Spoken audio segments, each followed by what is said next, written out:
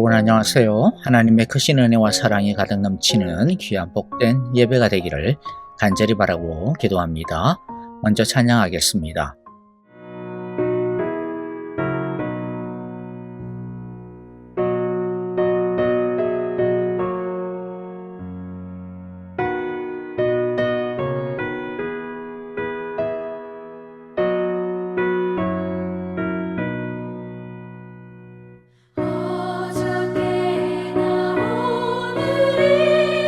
어느 때든지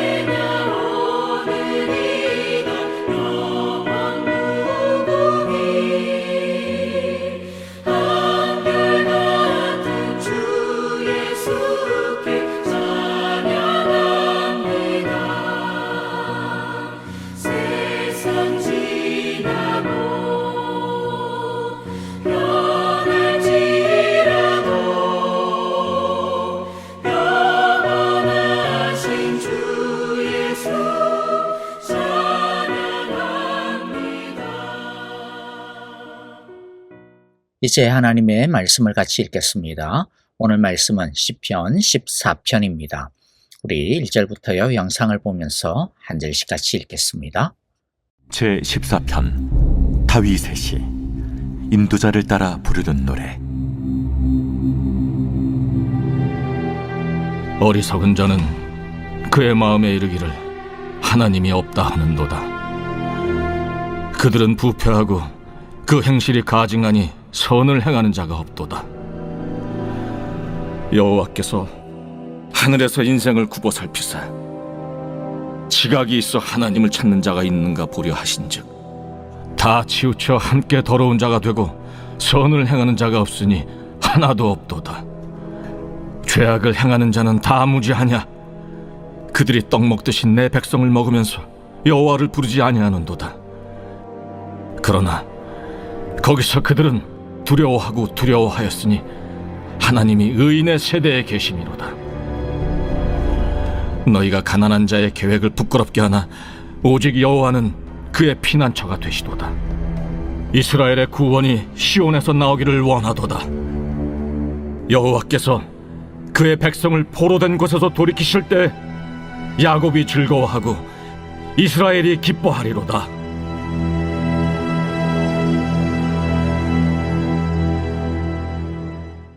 자, 오늘의 말씀을 통해 우리 각자에게 주시는 하나님의 음성을 듣기를 바랍니다. 하나님을 인정하지 않고 거부하고 있는 이 세상 속에서 우리들은 어떻게 살아야 하는지에 대해 오늘 다윗은 말하고 있습니다. 하나님을 인정하지 않고 거부하고 싫어하기 때문에 당연히 하나님을 믿는 사람들에 대해서도 호의적이지 않은 것이 세상이죠. 우리가 하나님을 믿는다는 것은 하나님이 있다라는 신의 존재를 믿는 차원이 아닙니다. 그 이상이죠.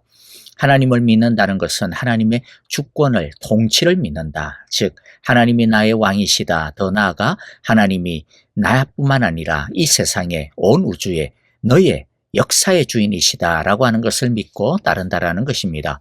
그렇기 때문에 하나님이 없다라고 생각하는 이 세상은 단순히 신을 존재하지 않는다라고 하는 그런 차원이 아닌 거죠. 내 삶의 주인은 나라고 하는 뜻입니다. 하나님이 아니라는 거죠. 자기가 모든 것의 주인 노릇하는 것이 하나님이 없다라고 하는 말하는 것의 삶의 본질입니다. 그렇기 때문에 하나님이 없다라고 생각하며 사는 사람과 하나님을 왕으로 인정하고 섬기는 사람은 너무나도 그 삶의 방향과 목적과 가치관이, 방식이 다를 수밖에 없습니다. 자, 그러면 다윗은 이 죄된 세상에서 하나님의 백성들이 어떻게 살아야 하는지에 대해 말하고 있는지 그의 목소리를 우리가 한번 들어보는 시간이 되기를 바랍니다. 다윗이야말로 이런 조언을 하기에 사실 딱 알맞은 사람입니다.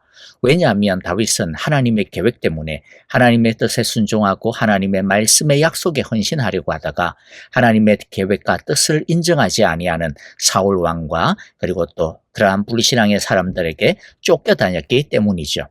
첫째, 성도는 이 세상이 악하다라고 하는 것을 정확히 알아야 합니다. 1절을 보면요. 어리석은 사람은 마음속으로 하나님이 없다 하는구나. 그들은 한결같이 썩어서 더러우니 바른 일을 하는 사람이 아무도 없구나 라고 말씀합니다. 그런데 이런 생각이 들 겁니다. 물론 세상이 하나님을 없다라고 하고 하나님을 거부하지만 그렇다고 해서 뭐 한결같이 썩었다라느니 더럽다라느니 바른 일을 하는 사람이 아무도 없다라느니 그렇게 말하는 것은 좀 너무 심한 거 아닌가? 아니 이 세상에도 그래도 좀 바른 일 하는 사람이 많지 않나? 오히려 하나님을 믿는다고 하면서도 예수님을 믿는다고 하면서도 교회 다닌다고 하면서도 교회 다니는 사람이 세상 사람들보다 더 올바르지 않은 경우들도 많아 보이던데? 라고 그러한 생각이 들 수도 있겠죠. 물론 맞습니다. 세상적인 기준으로 본다면 이 세상에는요 착한 사람이 많습니다. 그러나 선의 기준은 사람이 아닙니다. 세상의 법도 도덕도 양심도 아닙니다. 무엇이 기준입니까? 절대 거룩이신 하나님이 선의 기준입니다. 왜 성경은 한결같이 이 세상이 썩었다라고 더럽다라고 하고 바른 일을 하는 사람이 아무도 없다라고 할까요? 그것은 온전한 선에 미치지 못하기 때문입니다. 그리고 어느 누구도 온전한 선에 도달할 수 없기 때문에, 즉 하나님의 거룩에 도달할 수 없기 때문입니다. 죄인은 자기 사랑으로 선을 행하고 착한 일을 할 뿐이기 때문이죠. 이 세상이 진짜 한결같이 썩어서 더럽다라고 하는 것을 무엇으로 우리가 알 수 있을까요? 이 세상의 약함이 조금도 변하지 않고 나아지지 않고 있다라고 하는 것을 보면 알 수가 있습니다. 이 세상의 모든 학문, 모든 철학, 모든 도덕, 모든 종교가 더 나은 인간, 더 선한 사회를 추구합니다. 이때까지 그래 왔습니다. 이 세상의 많은 정책과 교육, 정치와 법들이 더 나은 세상을 만들기 위해서 갱신하고 개혁하고 심지어 혁명을 일으키기도 해왔습니다. 그렇게 해왔습니다. 그러나 그 결과가 어떻습니까? 이 역사가 어떻습니까? 나아졌다라고 말하기 민망할 정도가 아닙니까? 오히려 더 교묘해졌다라고 저는 평가하고 싶습니다. 세계 1차, 2차 세계대전이 일어났을 때 모든 철학자 지성인들이 아연질색을 했습니다. 왜냐하면 그때는 역사상 유례를 찾아보기 힘든 이성의 시대라고 생각했거든요. 정신의 자유의 시대라고 말하고 있었고요. 계몽의 시대라고 생각을 했기 때문입니다. 그런데 이성은 쉽게 광기에 사로잡히고 말았습니다. 지성과 도덕은 탐욕을 이기지를 못했습니다. 우리는 이 세상을 제대로 아는 것이 그래서 중요합니다. 이 세상은 죄 아래에 있습니다. 죄 아래에 있는 세상은 악할 수밖에 없습니다. 3절과 4절을 봅니다. 너희 모두는 다른 길로 빗나가서 하나같이 썩었으니 착한 일을 하는 사람이 하나도 없구나. 죄악을 행하는 자는 다 무지한 자냐? 그들이 밥 먹듯이 내 백성을 먹으면서 나 여호와를 부르지 않는구나. 또 알아야 할 것이 무엇입니까? 악한 세상은 하나님을 거부한다라는 거죠. 그리고 하나님을 미워하고 싫어하는 그 마음을 하나님의 백성들에게 돌리고 있다라고 하는 사실입니다. 하나님을 미워하니 하나님을 믿는 사람도 미워한다라는 거죠. 그래서 예수님은 하나님의 백성과 세상과의 관계에 대해 누차 강조한 게 있었습니다. 요한복음 15장 19절 보면 너희가 세상에 속하여 있다면 세상이 너희를 자기 것으로 여겨 사랑할 것이다. 그러나 너희는 세상에 속하지 않았고 오히려 내가 너희를 세상에서 가려 뽑아냈으므로 세상이 너희를 미워할 것이다. 뭐라고 말씀합니까? 너희가 세상에 속해 있다면, 즉 너희가 이 세상 사람들하고 똑같이 세상의 가치관하고 똑같은 가치관을 살고 있다면 어떻게 할 거라고요? 세상이 너희가 자기 것으로 세상의 것으로 여겨서 아무런 문제를 일으키지 않을 거라는 것이죠.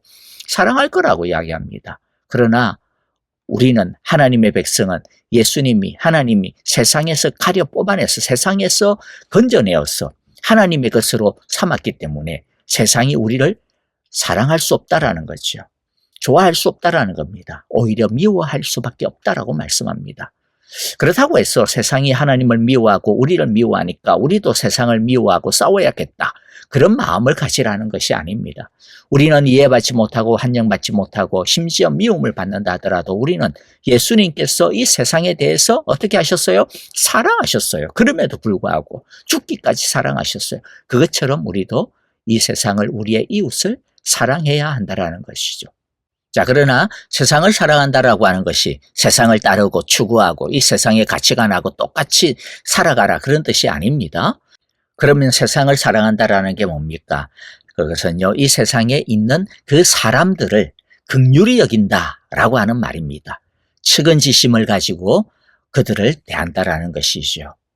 정죄하지 아니하고 판단하지 아니하고, 그것은 하나님의 몫이니까 우리가 할 일은 그 영혼을 긍휼히 여기고 불쌍히 여기고 그들에게 하나님의 복음을, 하나님의 사랑을 나누어야 된다라고 하는 것이 세상을 사랑하는 것입니다. 여러분, 우리는 세상과는 다른 가치관, 다른 세계관을 가지고 살기 때문에 세상으로부터 사랑을 받으려고 애쓰지 말아야 합니다. 세상으로부터 미움을 받더라도 그러나 이상하게 생각하지 말고 상처받지도 말고 당연한 것으로 여기며, 그래서 세상을 미워하지 아니하고 오히려 이 세상을 품고 하나님의 마음으로 사랑해야 되고 긍휼을 가져야 됩니다. 둘째, 하나님은 이 악한 세상에서 지혜로운 사람, 하나님을 찾는 사람을 찾으십니다. 2절을 보면요, 여호와께서는 하늘에서 사람을 굽어보시면서 지혜로운 사람이 있는지, 하나님을 찾는 사람이 있는지를 살펴보신다. 자, 이것이 하나님의 마음입니다. 하나님을 거부하고 무시하는데도 불구하고 하나님은 그래서 혹시나 한 사람이라도 있을까 하며 이 세상에 대한 사랑을 거두지 않으시는 것입니다. 지혜로운 사람이란 자기 자신의 죄됨을 알고 자신의 선에 대한 무능함을 아는 사람입니다. 진짜 인간이 어떤 존재인지를 아는 사람이 진짜 지혜로운 사람입니다. 자신 안에 선이 있는 줄 알았는데 실상은 사실은 하나님에 이르는 선이 없다라고 하는 것을 아는 사람, 그럴 능력이 없다라고 하는 사람. 그래서 그런 사람은 자신에 대해 절망을 합니다. 인간의 선의 능력을 거부합니다. 그리고 이제 하나님 앞에 엎드리는 것이죠. 자신이 선할 수 있는 것은 자신 안에 있는 선의 능력이 아니라 하나님이 선하게 해주셔야 한다라고 하는 것을 인정하고 그래서 오직 하나님의 은혜만을 구하는 것입니다. 그래서 자신을 진짜 잘 아는 지혜로운 사람은 하나님을 찾을 수밖에 없는 것입니다. 왜냐하면 하나님 이외에는 소망이 없음을 알기 때문입니다. 하나님은 이런 겸손한 사람, 이런 정직한 사람을, 이런 간절한 사람을 찾습니다. 이렇게 하나님 앞에 무릎을 꿇고 하나님만 붙들고 의지하는 사람을 하나님은 지금도 찾고 있습니다. 여러분, 하나님이 어떤 사람을 찾는지를 그래서 알면 우리는 뭔가 자신감이 붙지 않습니까? 하나님이 대단한 업적을 이룬 사람을 찾는다고 한다면 우리는 귀가 죽을 수밖에 없지 않겠어요? 그런데 하나님이 찾는 사람은 어떤 사람이라고요? 하나님에게만 매달리는 사람, 하나님만 붙드는 사람, 하나님만 의지하는 사람, 겸손하게 하나님 앞에서 납작드리는 사람, 정직한 사람이니까 여러분 이거 우리가 할 수 있는 거잖아요.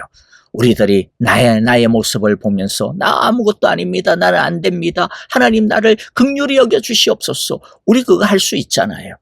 이것처럼요. 하나님이 정말로 어떤 사람을 찾는지를 알면 우리는 너무나도 하나님 앞에서 당당하게 나아갈 수가 있는 것이죠. 자기 자신을 정직하게 인정만 하기만 하면 되는 것입니다. 여러분, 하나님은 겸손한 사람, 지혜로운 사람을 찾는다라는 것 알고 우리 모두 이 시간도 하나님 앞에 겸손하게 정직하게 나아갑시다. 하나님의 은혜만을 간절하게 찾으며 하나님만을 붙드는 우리 이 시간 되기를 간절히 바랍니다. 셋째, 하나님은 반드시 악을 심판하신다라고 하는 것을 우리는 알아야 합니다. 하나님은 정직하며 겸손하며 하나님을 구하는 지혜로운 사람의 편이 되어 주신다라고 하는 것을, 구원하여 주신다라는 것을 분명하게 알고 붙들어야 합니다. 5절부터 7절입니다. 읽어보면요. 하나님이 의인의 편이시니 행악자가 크게 두려워한다. 행악자는 가난한 사람의 계획을 늘 좌절시키지만 여호와는 가난한 사람을 보호하신다. 하나님 시온에서 나오셔서 이스라엘을 구원하여 주십시오. 여호와께서 당신의 백성을 그들의 땅으로 되돌려 보내실 때에 야곱은 기뻐하고 이스라엘은 즐거워할 것입니다. 아멘. 우리는 눈앞의 것만 보며 고 살아서는 안 됩니다. 찬송가 9장에 보면 이런 구절이 있습니다. 영원에 잇대어 살아가게 하소서. 영원에 잇대어 살아가게 하소서. 우리의 눈앞에 있는 것만 바라보고 이 시대 것만 바라보면 우리는 제대로 하나님을 따라 살 수가 없습니다. 왜냐하면 이 세상에는 악한 사람들이, 얄팍한 사람들이 득세할 수밖에 없는 세상이 구조가 그렇기 때문이죠. 그래서 이게 뭔가 도대체 이렇게 살아서 우리 어떻게 살지? 라는 그런 두려움이, 그런 걱정이 생기게 되는 거죠. 그러나 하나님의 시간은 영원입니다. 우리의 시간이 영원입니다. 결국 하나님은 이 세상을 선악간에 심판하십니다. 시편 1편의 고백처럼 악인은 심판을 견디지 못합니다. 그리고 가난한 사람, 자 여기서 가난한 사람이란 사회적 경제적으로 가난한 사람이 아니라 하나님만을 의지할 수밖에 없는 사람을 이야기합니다. 자기의 힘을 의지하지 아니하는 사람, 나는 아무 힘이 없다라고 생각하는 사람, 내가 가진 것은 아무것도 없습니다. 하나님만 내가 그래서 붙들 수밖에 없습니다라고 말하는 사람, 그렇게 하나님을 찾는 사람이 가난한 사람입니다. 자, 그런데 이런 가난한 사람, 그가 하나님의 백성입니다. 그리고 하나님은 언제나 하나님의 백성의 편임을 우리 모두 꼭 기억하기를 바랍니다. 그래서 눈앞에 보이는 것을 따라가지 아니하고 영원한 진리의 말씀을 따라가고 영원한 하나님의 지혜를 따라가며 영원한 하나님의 사랑 안에 거하는 우리 모두가 되기를 간절히 기도하고 바랍니다. 말씀을 마무리하겠습니다. 악인이 의지하는 것은 모두 다 허물어지고 하나도 하나님 앞에 남아있지 못하게 될 것입니다. 하나님은 당신의 백성과 언제나 그리고 영원히 함께 하십니다. 우리는 자기적 욕대로 사는 사람을 부러워할 것이 아니라 도리어 불쌍히 여겨야 할 것입니다. 왜냐하면 그런 사람들은 심판이 확정적이기 때문이죠. 이 세상에서 큰 일을 많이 하는 것이 중요한 것이 아니라 세상의 죄에 교만에 오염되지 않는 것이 더 중요합니다. 하나님은 지금도 지혜로운 사람을 찾습니다. 누가 지혜로운 사람입니까? 이 세상의 성공에 빠삭한 사람이 지혜로운 게 아닙니다. 정직하며 겸손하며 오직 하나님만을 의지하는 참 가난한 사람, 그가 지혜로운 사람입니다. 하나님은 그런 가난한 지혜로운 사람을 찾고 있습니다. 우리 모두 하나님이 찾는 지혜로운 성도들이 다 되어지기를, 그런 성도가 되기로 결심하고 결단하고 그런 지혜로운 가난한 자로 살아남기로, 차라리 하나님 앞에서 가난한 자로 살아가기로 결단하는 우리 모두가 다 되시기를 간절히 바라고 기도합니다. 아멘. 자, 오늘의 말씀을 마음에 새기면서 우리 함께 온신의 기도를 드립시다. 감사할 것은 감사하고 회개할 것은 회개하며 결단할 것은 결단하는 기도를 드립시다. 교회를 위하여 우리 함께 기도를 드리기를 원합니다. 코스타리카 단계 선교팀을 위하여 이때까지 기도해 주신 모든 분들 감사합니다. 어제 새벽에 우리 잘 도착을 했고요. 여러분들 코스타리카 단계 선교팀이 불과 며칠 안 되는 그런 시간, 그리고 아주 작은 섬김이지만은 그러나 우리 단기 선교팀들이 뿌린 그 씨앗이 정말로 그 땅에서 자라고 열매가 맺어질 수 있도록 주여 은혜에 은혜를 더하여 주소서라고 우리 함께 기도해 주시기를 바라고요. 앞으로 우리 사랑의 교회가 계속하여서 이러한 단기 선교팀들이 계속하여 나올 수 있도록, 그래서 우리 세계를 품는 그리스도인의 삶을 살아가는 우리 모두가 되어지기를 우리 함께 기도하고요. 무엇보다도 우리 주위에 있는 영혼들을 우리 함께 영혼 구원하는 우리 사랑의 교회가 될 수 있도록 기도합시다. 아프신 분들을 위하여 기도해 주세요. 김정숙 권사님 위하여 계속 기도해 주시고요. 우리 다니엘서 형제 이제 학기가 시작이 되어 학교로 돌아갔습니다. 하지만 계속해서 많이 기도해 주시기를 바랍니다. 아직까지 몸에 이 두드러기 같은 그런 것들이 계속 있어서 빨리 치료가 시급한 상태이고요. 그리고 학교에서 정말로 좋은 친구들, 좋은 멘토들, 신앙의 공동체를 만날 수 있도록 기도해 주시기를 바랍니다. 그리고 우리 함께 선교사님들을 위해서도 같이 마음으로 기도해 주시기를 바랍니다.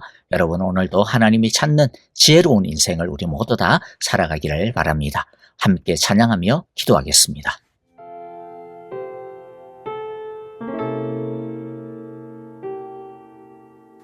이 세상을 살아가는 동안에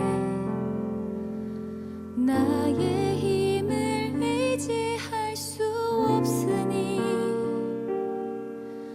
기도하고 낙심하지 말 것을 주께서 참